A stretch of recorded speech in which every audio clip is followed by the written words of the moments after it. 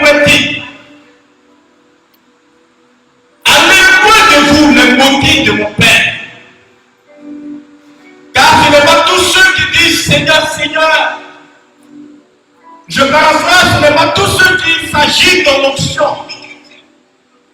Ce n'est pas tous ceux qui dépendent de l'onction qui font la volonté de mon Père. Frère, sœur, être chrétien, c'est demeurer dans la volonté de Dieu. Malheureusement, beaucoup aujourd'hui sont en quête de l'onction pour l'onction. Non. L'onction doit nous conduire, doit nous intégrer dans la volonté de Dieu. Conséquence, si je réalise qu'il n'y a pas des effets de l'onction dans ma vie, cela ne veut pas dire que Dieu ou l'Esprit de Dieu n'agit pas dans ma vie. Qui a bien dit que Sainte Thérèse a accompli un miracle? Personne. Mais elle a été canonisée sainte de l'Église. Simplement parce qu'elle était dans le positionnement de Dieu. Et je disais que je bénis, c'est les pasteurs de cette Église, parce que le thème est édifiant. Le thème nous rappelle l'essence même de la mission de l'Esprit. Jésus, nous avons vécu le jeudi dernier, alors qu'il montait, va dire à ses disciples, je ne vous laisserai pas orphelins.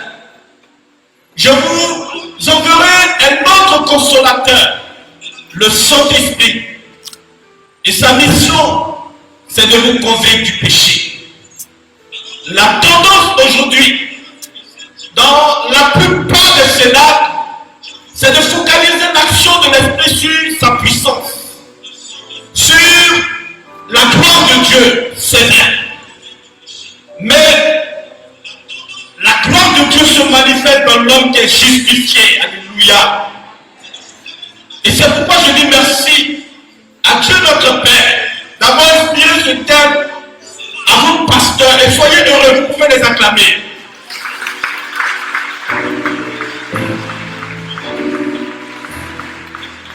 N'enviez aucun cénacle. C'est votre cénacle prophétique. Alléluia. Je le dis, c'est votre cénacle prophétique. À côté, il y a cénacle. C'est leur cénacle prophétique. Alléluia. C'est votre cénacle prophétique. Dieu le Père sait pourquoi il est inspiré par son esprit, ses pasteurs, à chanter ce moment de prière sur le thème des péchés capitaux. Alléluia. Amen. Alors il m'a été demandé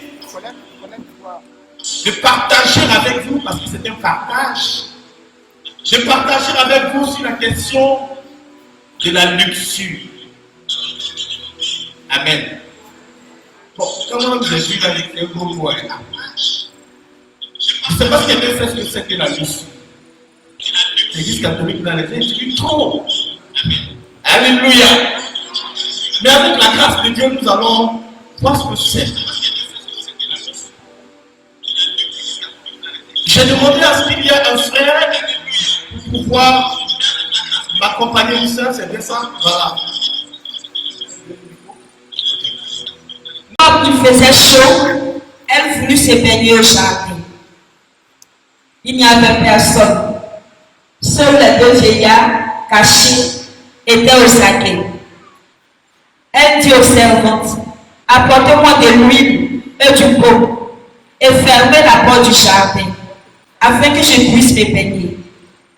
Elle obéit, fermait la porte du jardin et rentrait dans la maison par une porte latérale, puis chercher ce que Suzanne avait demandé, sans rien savoir des vieillards qui se tenaient cachés. À peine les servantes étaient-elles parties qu'ils furent debout et lui dirent, en se jetant sur elle, la porte du jardin est close, personne ne nous voit. Nous te désirons, cède et couche avec nous.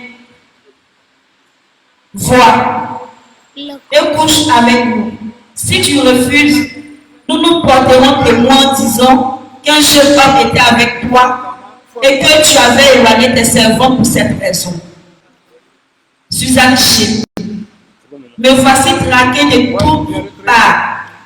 Si je cède, c'est pour moi la mort. Si je résiste, je ne vous échapperai pas. Mais mieux vaut pour moi tomber innocente entre vos mains que de pécher à la face du Seigneur. Suzanne appela alors à grands cris. Les deux veillards se mirent aussi à crier comme elle. Et l'un de courir ouvrit la porte du jardin. Quand les gens de la maison entendirent ces cris dans le jardin, ils s'y précipitèrent par la porte latérale pour voir ce qui arrivait. Et quand les veillards eurent conté leur histoire, les serviteurs se sentirent tout confus, car jamais rien de semblable n'avait été dit de Suzanne. Le lendemain, on se rassembla chez Joachim, son mari. Les veillards y vinrent, iniques, et ne songea qu'à procurer sa mort. Il s'adressait à l'assemblée.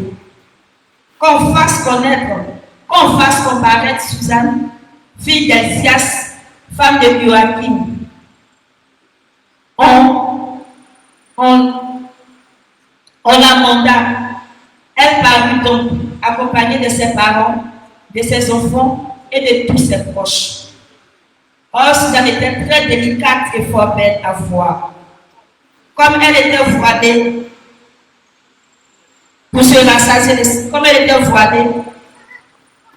cette misérable fille ôtait son voile pour se rassasier de sa beauté. Tous les siens pleuraient, ainsi que tous ceux qui la voyaient. Les deux veillards se levèrent au milieu de l'assemblée et lui posaient les mains sur la tête. Elle pleurait, le visage tourné vers le ciel, son cœur sûr de Dieu. Les veillards parlaient. Tandis que nous nous promenions seuls dans le jardin, cette famille est entrée avec deux servantes. Elle a fermé la porte, puis elle a renvoyé les servantes. Un jeune homme qui était caché s'est approché d'elle et ils ont couché ensemble. Nous étions au bout du jardin et voyant cette iniquité, nous nous sommes précipités vers eux. Nous les avons bien vus ensemble, mais nous n'avons pu nous emparer du jeune homme. Il était plus fort que nous. Il a ouvert la porte et a pris la fuite. Quant à elle, nous l'avons saisie et nous lui avons demandé qui c'était. Elle n'a pas voulu nous le dire. Voilà notre témoignage. L'assemblée des crus, c'était des anciens du peuple, des juges. Suzanne fut donc condamnée à mort. Elle cria très haut. Dieu éternel, toi qui connais les secrets, toi qui connais toutes choses avant qu'elles n'arrivent, tu sais qu'ils ont porté sur moi un faux témoignage. Et voici que je meurs, innocente de tout ce que leur malice a forgé contre moi. Le Seigneur l'entendit, et comme on l'emmenait à la mort, il suscita l'Esprit Saint d'un jeune enfant, Daniel. Amen. Amen. Alléluia. C'est une très belle histoire, l'histoire de Suzanne. Une histoire qui relate bien le thème qui nous rassemble ce soir. Alors, je disais tout à l'heure, qu'est-ce que la luxure?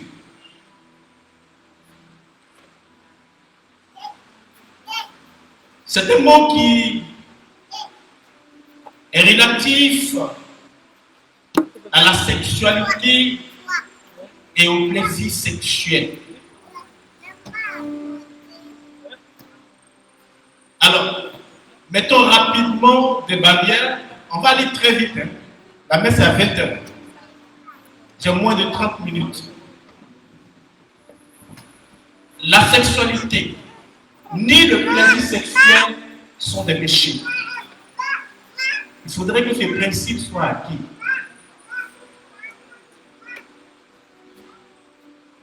Sexualité et plaisir sexuel ne sont pas des péchés parce que ce sont des réalités qui sont voulues et assumées par Dieu. L'homme quittera son père et sa mère et s'attachera à sa femme, et tous deux deviendront une seule réalité. Et dans le livre de la Genèse, donc toujours dans ce même livre de la Genèse, il donne une injonction. Multipliez la terre, rendez-vous prolifique. Alléluia.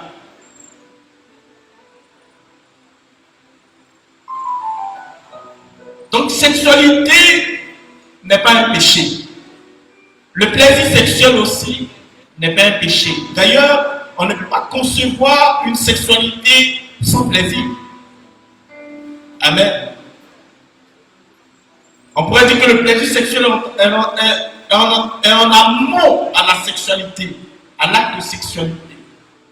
Donc sexualité et plaisir sexuel sont bénis par Dieu. Alors, d'où vient la question de la luxure? Sinon la question du péché relatif à la sexualité et au plaisir sexuel. Le péché se situe dans l'intégration délicate du plaisir sexuel. Il est important de comprendre que dans l'Église, le plaisir sexuel s'entend et se pratique dans le mariage. Et ce plaisir sexuel, cette sexualité a deux buts: l'union des conjoints et la procréation.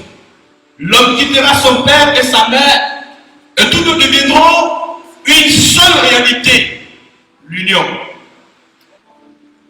Multipliez-vous, la procréation. Donc tout plaisir sexuel, toute sexualité est orientée à l'union des conjoints. C'est pourquoi deux personnes qui pratiquent l'acte sexuel, excusez-moi du thème, ne soyons pas gênés, hein, c'est le thème qui est là. Et qui ne sont pas unis, c'est un problème pour l'Église. Il ne faut pas toucher, hein, tu as compris? Voilà, sois sage. Hein. Et qui disent voilà, que nous allons nous unir, mais sans une perspective de procréation, c'est encore un problème. Donc la sexualité dans l'Église, voilà comment est-ce qu'elle s'entend. Il est important de savoir que nous sommes en Église.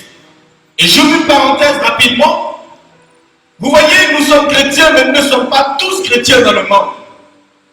Il y a d'autres religions et il y a des personnes qui sont agnostiques, qui ne croient pas en Dieu, il y a d'autres qui sont athées. Et nous vivons tous ensemble. Mais chacun selon sa croyance a une moralité de la sexualité. Et donc en tant que chrétien, de façon générale, il y a une façon de comprendre la sexualité. Et en tant que chrétien catholique, il y a une autre approche de la sexualité. Vous voyez comment est-ce que les choses se déclinent progressivement. Et donc ne soyez pas complexés, parce que très souvent le milieu social influence. Voix nous détermine dans nos actions. Et par moments nous oublions notre identité de chrétien. Nous sommes chrétiens et en tant que chrétiens, nous avons une façon de voir, d'entendre et d'agir. Voir, juger et agir. Quelqu'un connaît déjà ces principes-là. C'est bien des gènes et autres. Ce sont des principes. Et donc dans l'Église, parler d'acte sexuel, c'est parler d'union. Parler d'acte sexuel, c'est envisager une possibilité de procréation. Exclure ces deux réalités pose déjà un problème. Et c'est là que le péché va s'établir. Amen. Qu'est-ce que la luxure? Le catéchisme de l'Église définit la luxure comme un désir désordonné, une jouissance déréglée du plaisir sexuel. Je disais tout à l'heure que le plaisir n'est pas un problème. Non, il est naturel.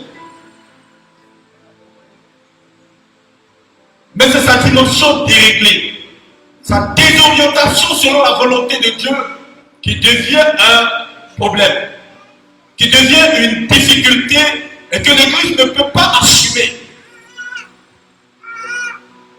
Qu'est-ce que le plaisir sexuel?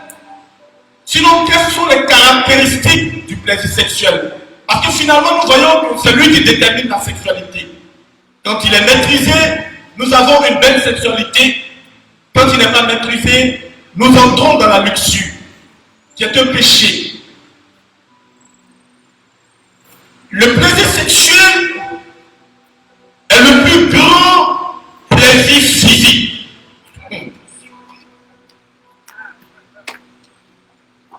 Le plaisir sexuel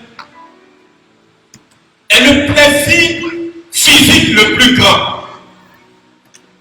Vous savez que l'homme est constitué de réalité à des sens qu'on appelle des sens externes.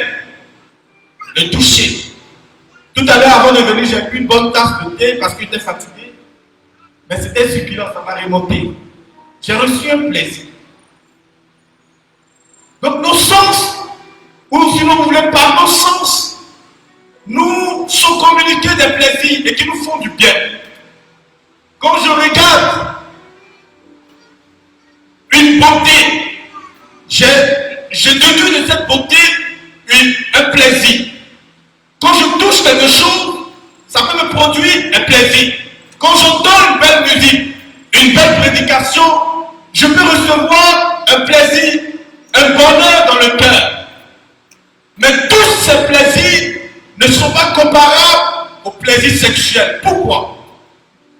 Parce que dans l'enterrement de l'Église, dans la conception de l'Église, aucun, en tout cas dans la réalité humaine, à part Dieu, il n'y a aucune réalité qui peut avoir une valeur suprême que l'homme.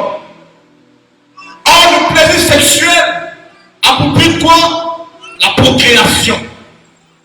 Donc c'est un plaisir suprême.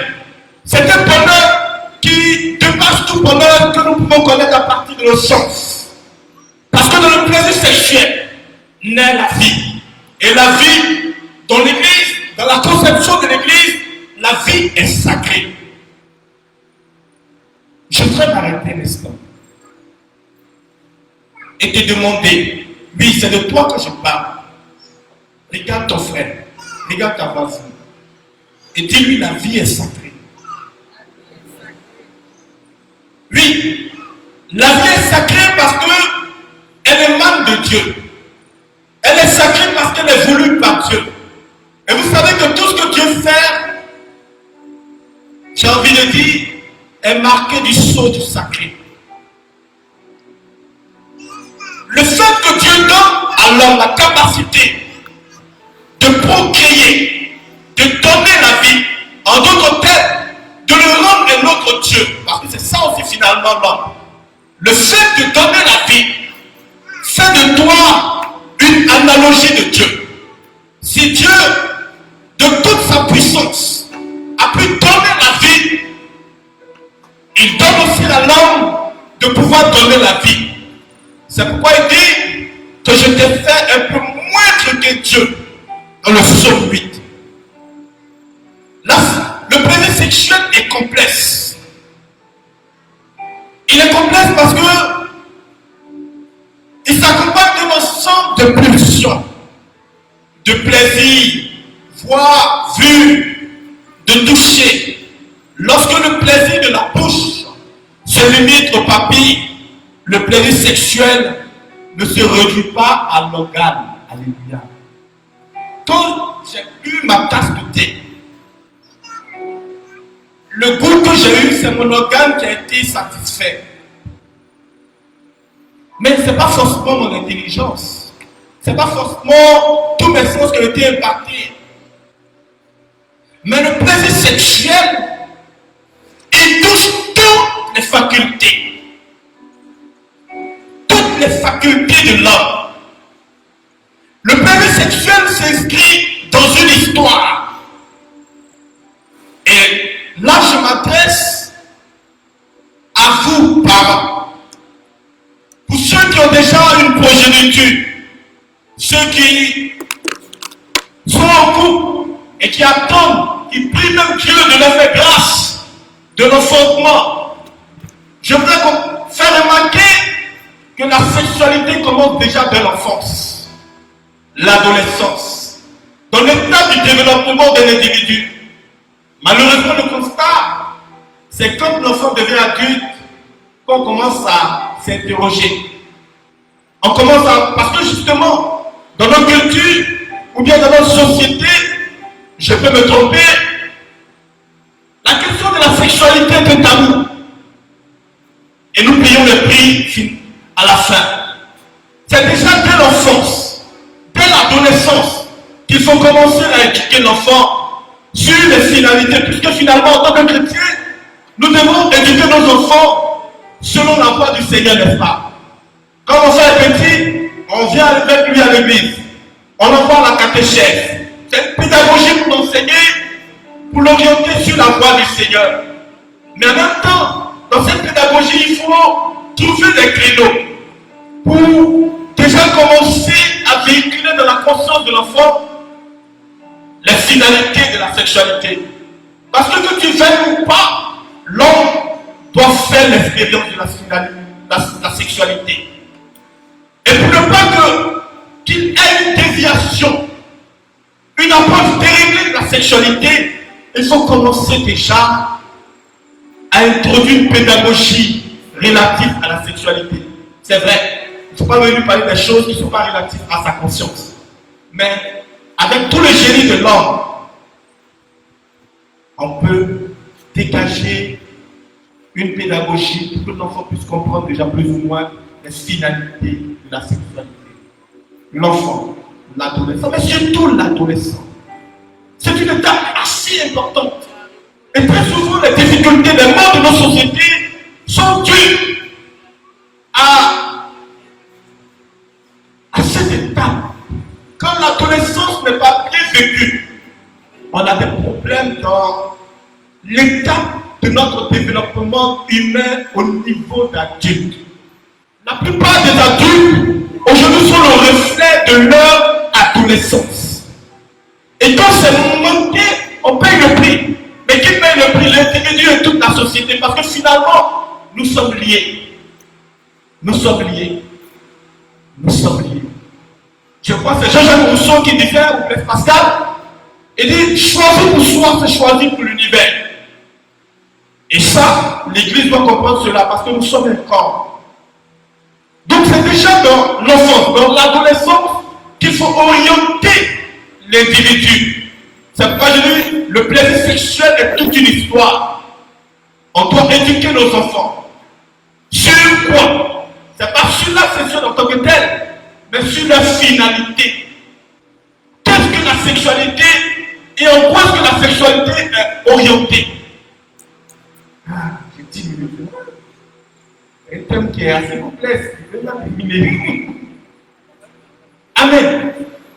On va s'y voler. Pas de ma faute.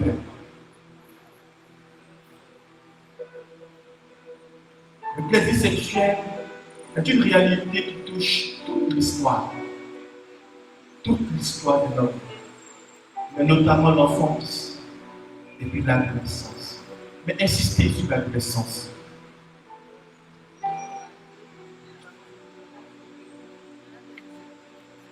En quoi est-ce que ce plaisir déréglé, qui se détourne des finalités de l'union et de la procréation, est un péché?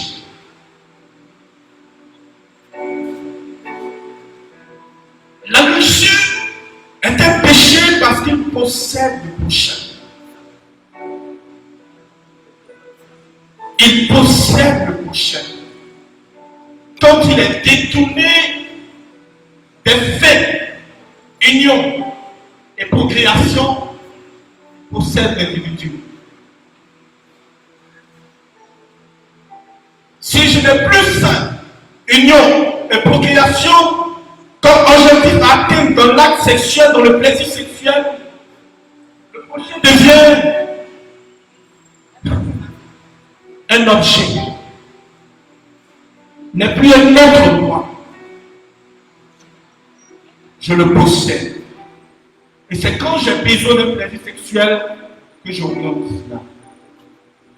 Et ça se détourne des finalités de la sexualité. La luxure dans l'adultère Parce que c'est ça aussi. Elle nous blesse nous-mêmes. Parce que l'énergie est l'un des plus unifiants quand elle est tournée vers l'autre. Lorsqu'elle est réduite à l'érotisme, elle aliène totalement. La première victime de la luxure, c'est le luxureux lui-même. Quand tu es versé dans la luxure, tu es dans une sorte d'aliénation. La luxure, en fait, est une injure faite à Dieu.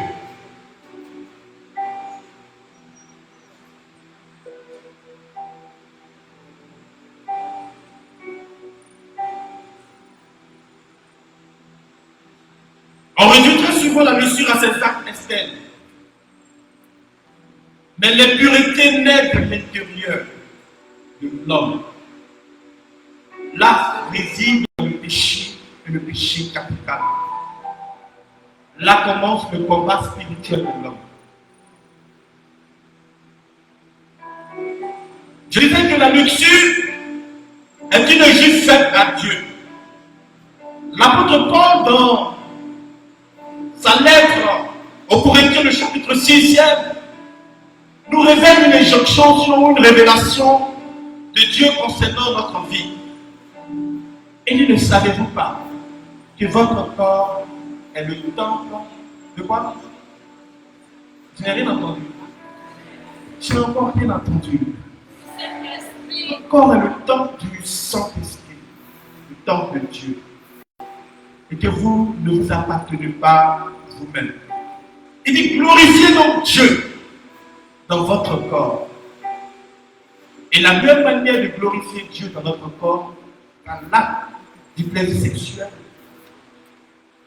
ce n'est pas en lui détournant des finalités, mais c'est en restant dans cette finalité que nous glorifions Dieu. Hier, je faisais une intervention chez moi en communauté et je faisais remarquer que la vie chrétienne consiste à glorifier Dieu. Mais glorifier Dieu comment? Dans sa volonté. Ce n'est pas en faisant ce que je veux. Ce qui semble être un bonheur pour moi, que je glorifie Dieu. Le grand Saint Augustin en a fait l'expérience. L'expérience de la luxure. C'est un saint qui peut nous aider. Au point qu'il a fini dans sa rencontre avec le Seigneur, a écrit un livre qu'on appelle les Confessions.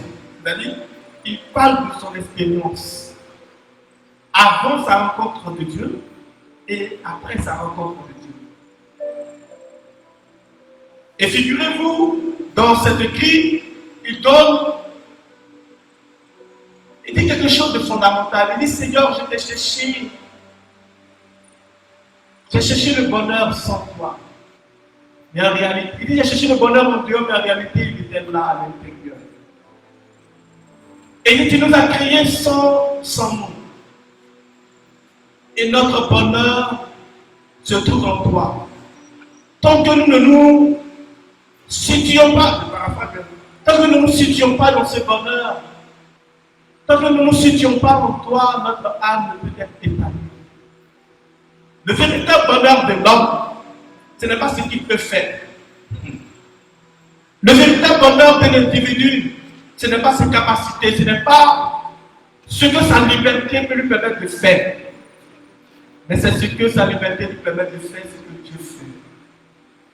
L'homme est libre, l'homme est heureux, l'homme est épanoui, puisque le plaisir c'est dans le sens de l'épanouissement. L'homme est épanoui quand il est situé dans le positionnement de Dieu. Tu peux ne pas te situer dans ce positionnement, vivre le plaisir, mais tu ne seras jamais, je le dis, jamais épanoui.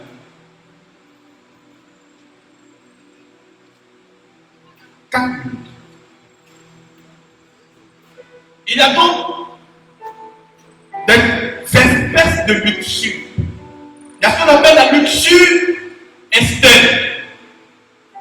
Tout péché déshumanise, ainsi que le péché de la luxure. Le catéchisme de l'Église en donne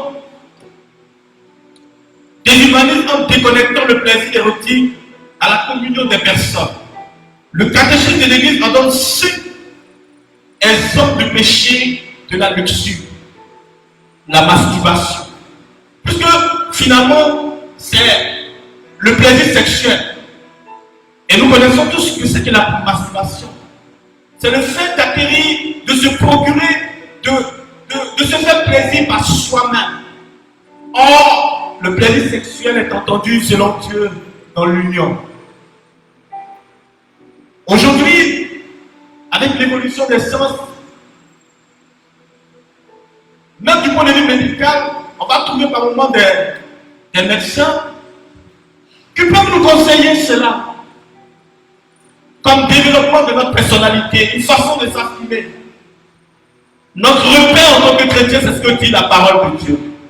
C'est parce que dit les sciences.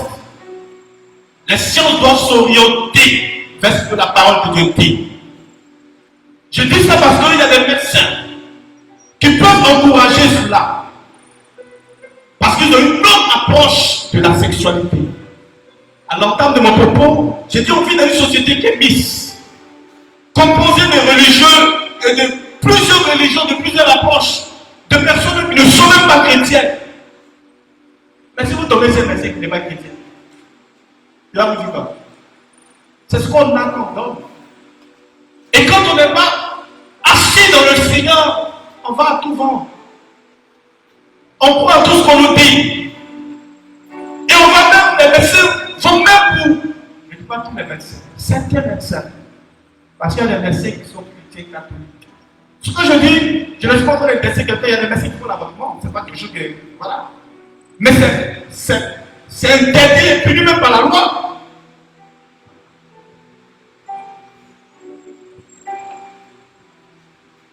Et donc, la masturbation, c'est se procurer un plaisir.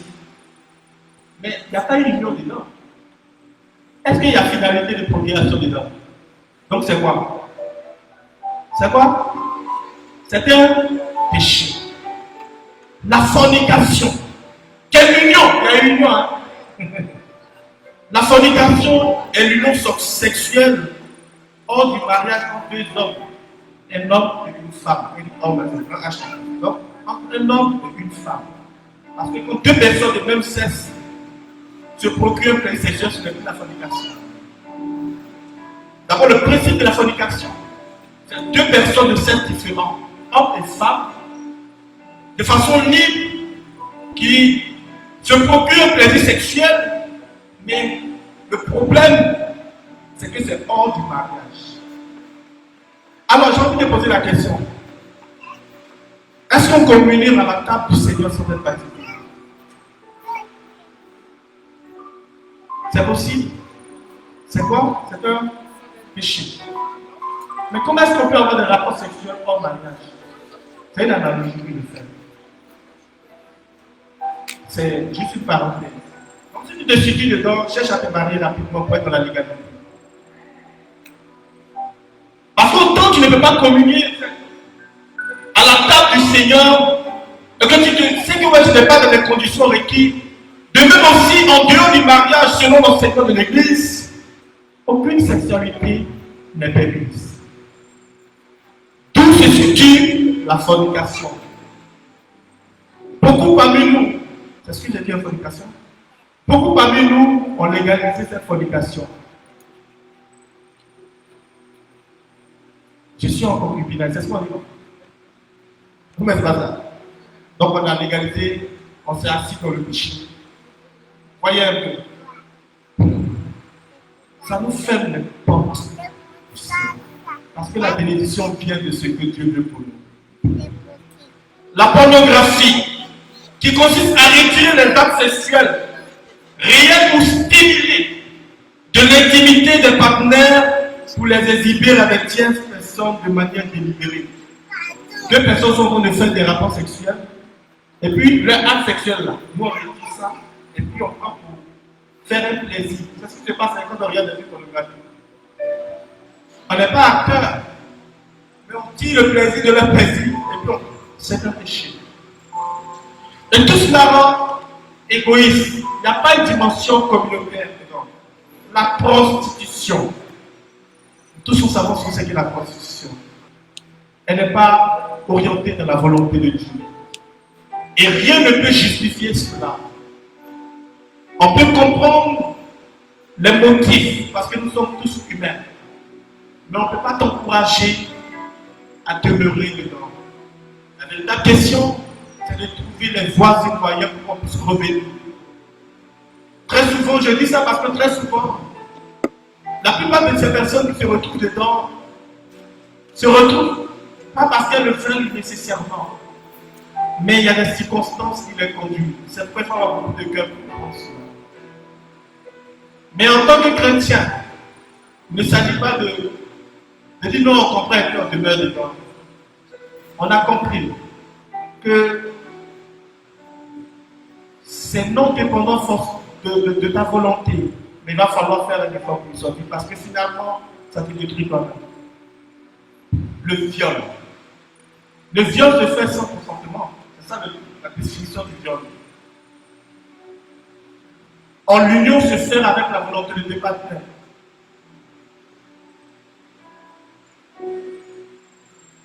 Tout cela constitue des formes externes de la luxure. Il y a ce qu'on appelle aussi la luxure interne.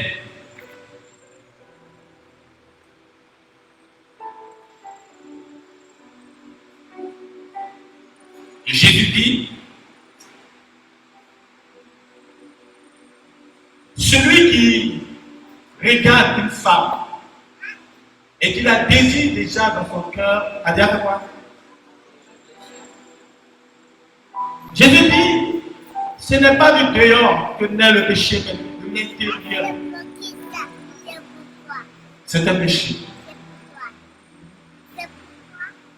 Donc, la façon dont, du point de vue de notre intériorité, de notre cœur, nous préparons l'acte du plaisir sexuel peut constituer un péché. Peut constituer déjà un péché. Donc finalement, la luxure a une dimension externe et c'est ce qui est externe que tous nous voyons, mais déjà l'intériorité de l'homme prépare l'homme à ce qui est externe.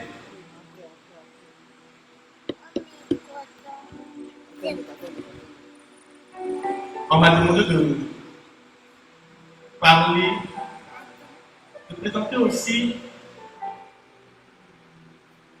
puisque c'est un péché capital. Le péché capital, c'est le péché qui est la tête. Et la luxure, c'est un péché capital parce qu'il engendre aussi. Il engendre d'autres péchés. Dans l'histoire de Suzanne que nous avons écoutée, on nous parle des vieillards qui sont l'usurieux. Ils ont regardé, ils ont commandé, ils ont planifié, et puis ils sont passés à l'acte. Mais heureusement, Suzanne était une femme de Dieu. Elle n'a pas consenti. Mais regardez ce que le péché de la luxure, ces l'usurieux vont faire. Quand Suzanne a crié, et que le fait était connu, ces sages d'Israël, en plus de ce péché de la luxure qu'ils ont voulu commettre, ils ont déjà commis, c'est-à-dire dans leur esprit, ils vont mentir. Ils vont même aller jusqu'au meurtre de Suzanne. Vous voyez où la luxure peut nous conduire? On parle des péchés. Qu'est-ce que le péché? Qu'est-ce que le péché qui peut sortir du péché de la luxure? C'est un péché capital. Un péché capital, c'est un péché d'engendre. Quand on commet l'adultère, est-ce que c'est bon de le dire? On ment. Quand on a dans un plaisir sexuel et on n'a pas conçu une procréation et que la grossesse arrive et qu'on est dans l'avortement. Beaucoup de personnes, pas parce qu'elles le veulent, mais voilà. Et on est devant les faits. Le péché de la luxure peut nous conduire très loin. Mais vraiment loin. Mais vraiment loin. Ces vieillards, c'était des juges. On dit qu'ils jugeaient.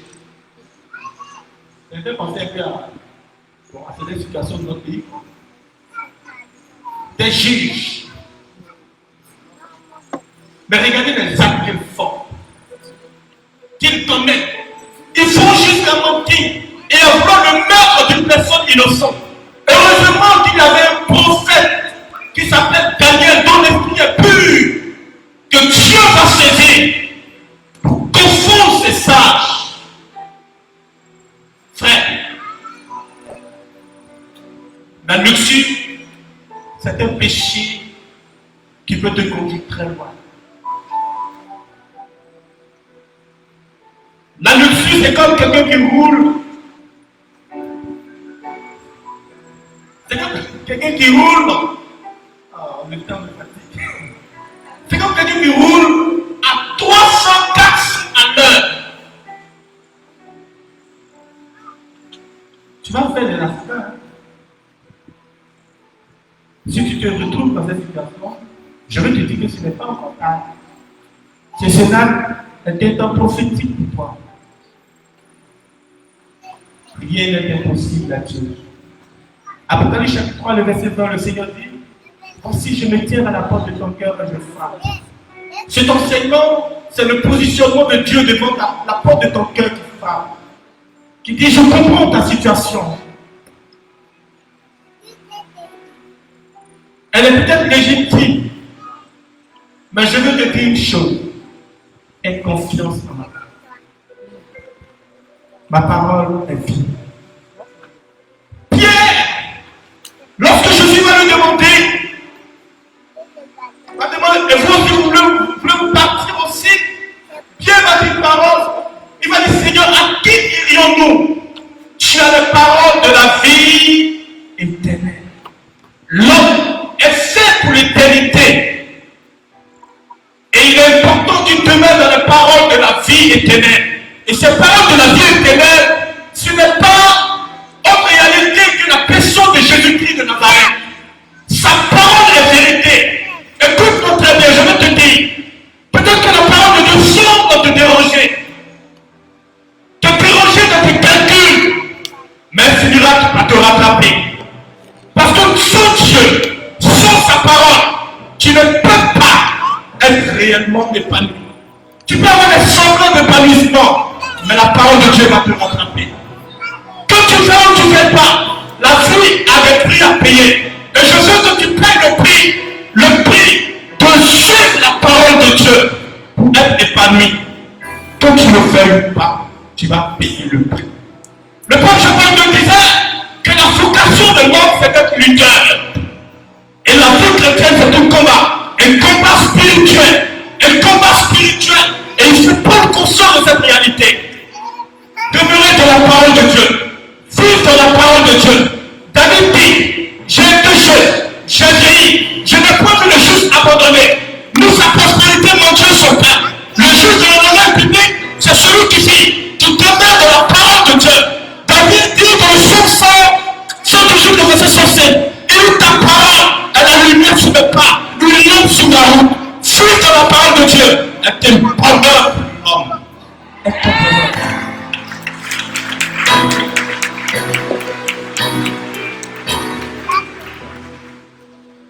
Je suis pris par le temps. Ce n'est pas si faut que j'arrête.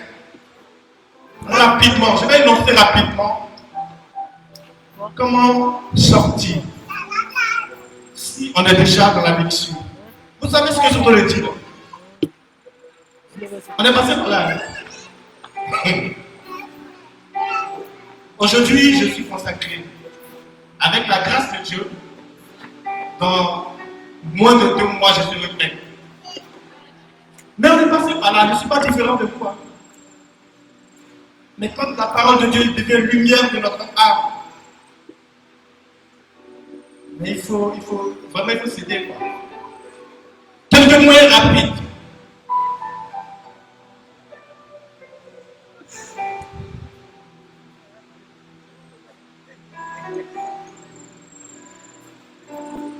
Si la luxure est un péché, et un péché capital,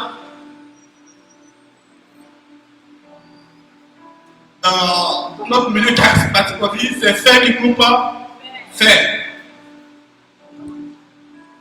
Le premier moyen pour lutter contre la luxure, c'est la chasteté.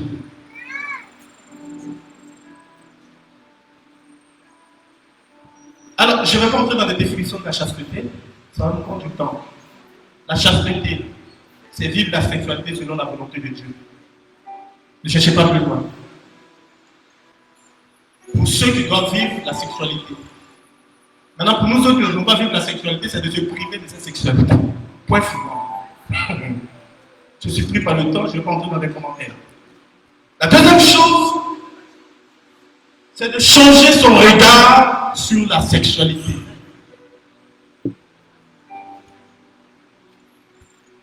Je ne peux pas vivre si je ne respire pas.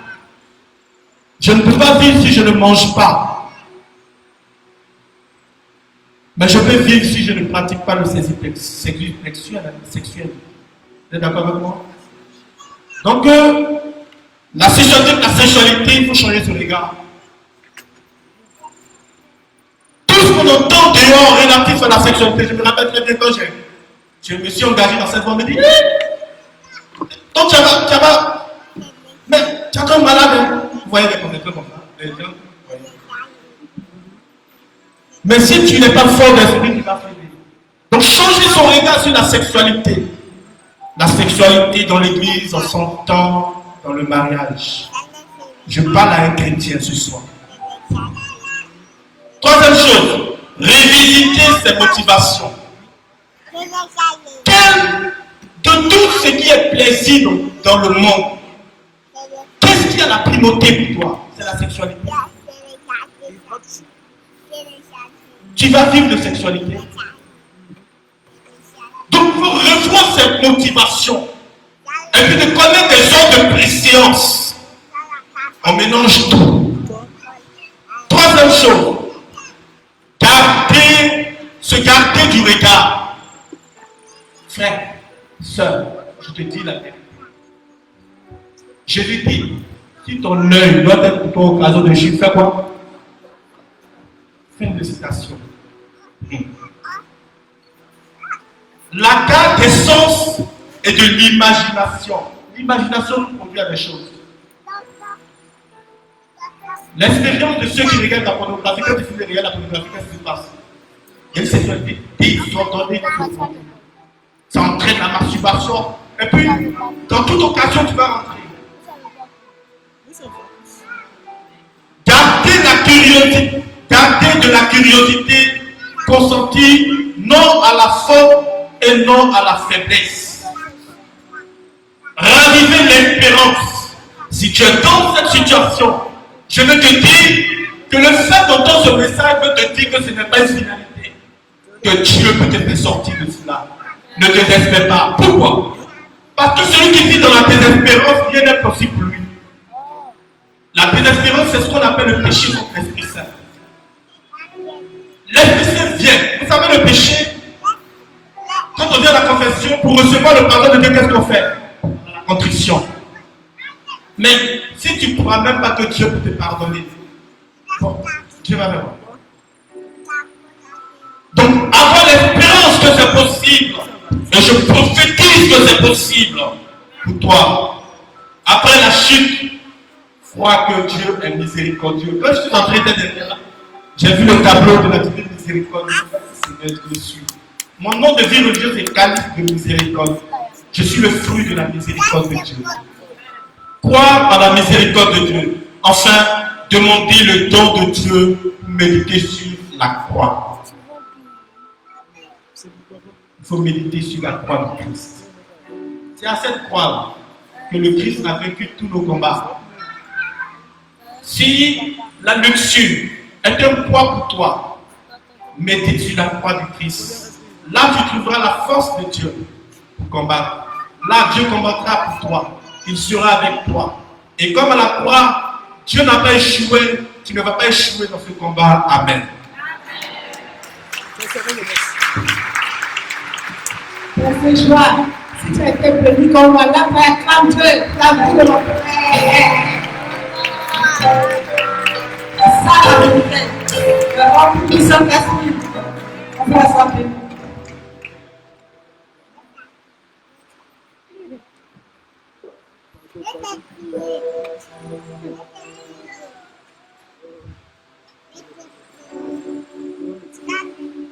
Alléluia. On va faire la neuvaine. C'est là qu'on fait la neuvaine. Esprit Saint, amour éternel, Père et Fils, de rien m'accorder depuis de charité, qui unit sa bonne parole. Le fruit des joies, qu'il me remplisse d'une sainte consolation. Le fruit de paix, qu'il produise en moi la tranquillité de l'âme. Le fruit de patience, qu'il me fasse supporter humblement tout ce qui peut me contrarier.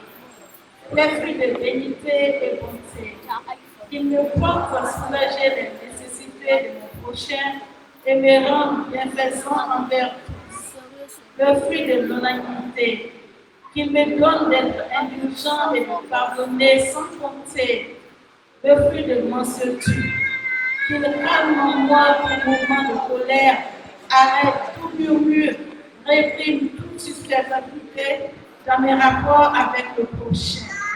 Le fruit de foi, qu'il m'engage à croire avec une ferme assurance sur la parole de Dieu. Le fruit de modestie, qu'il me rende humble et qu'il règle mon extérieur.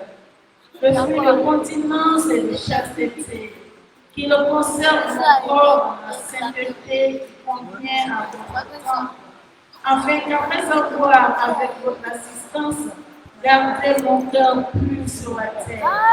Je mérite en Jésus-Christ, selon les paroles de l'Évangile, de voir à jamais mon Dieu dans le séjour de gloire. Amen. Frère Joie, tu vas prendre ton offrande. Tu vas prier sur ton offrande.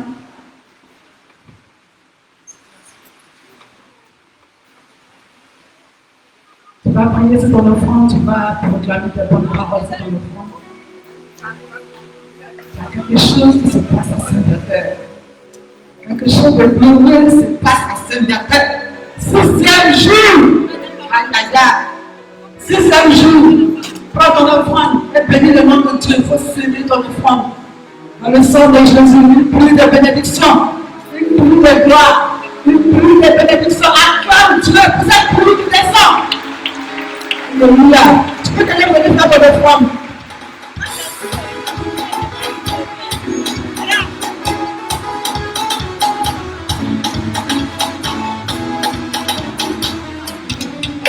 Quand tu vois la bonté de mon Dieu, briller sur le tableau de ma maison, on a béni le Seigneur, mon joie.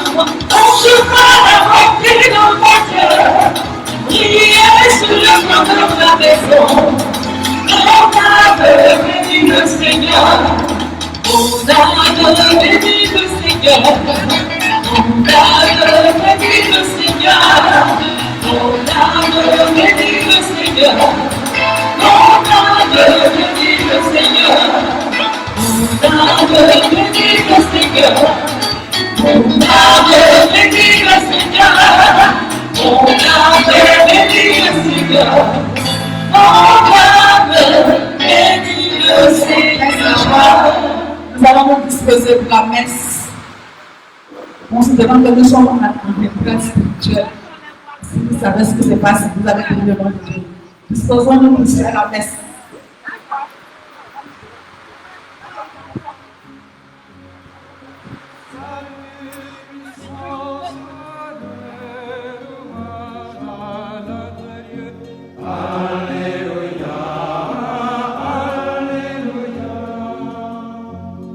Voici venir déjà les noces de l'agneau. Alléluia.